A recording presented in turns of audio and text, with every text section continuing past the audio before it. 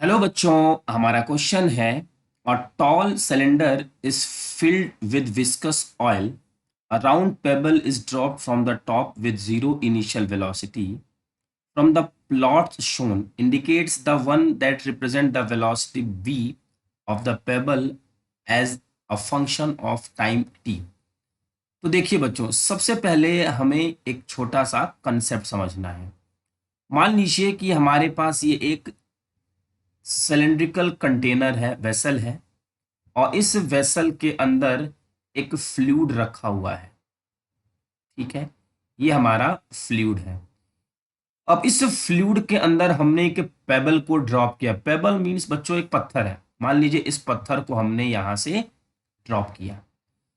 अब ड्रॉप करने का मतलब इसकी इनिशियल वेलोसिटी जीरो.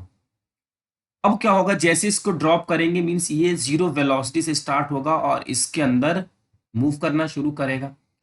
जैसे ही इस फ्लूइड के अंदर आएगा बच्चों, बिकॉज ऑफ ग्रेविटी इसकी स्पीड क्या होनी चाहिए थी?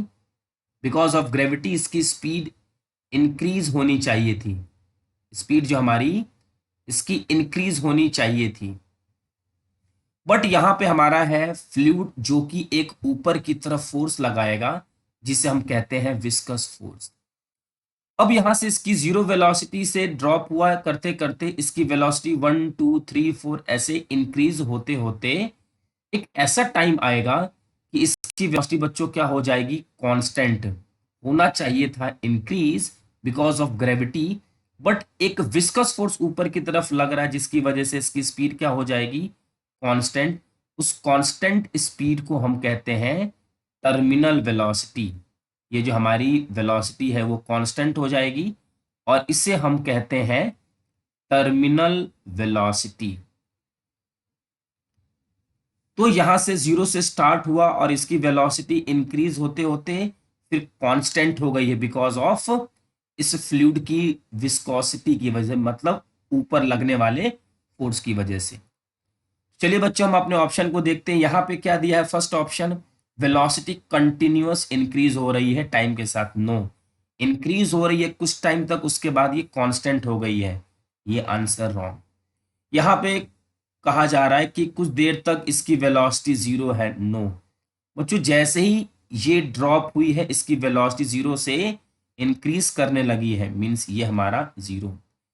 थर्ड ऑप्शन में वेलोसिटी इंक्रीज होके कांस्टेंट हो गई है. तो देखिए ये वेलोसिटी इंक्रीज हुई है और ये हमारी कांस्टेंट हो गई है. तो थर्ड ऑप्शन हो सकता है. फोर्थ ऑप्शन बच्चों, यहाँ पे वेलोसिटी इंक्रीज हो रही है और कांस्टेंट हो गई है. दोनों में डिफरेंस क्या है? यहाँ पे बच्चों वेलोसिटी हमारी लीनियरली इंक्रीज हो रही है, बट यहाँ पे लीनियरली इंक्रीज नहीं हो रही है. पहले ज्यादा, फिर कम, फिर कम, फिर कम. Means third option is most accurate. I hope बच्चों कि आपको ये क्वेश्चन अच्छे से समझ में आ गया होगा. Thank you.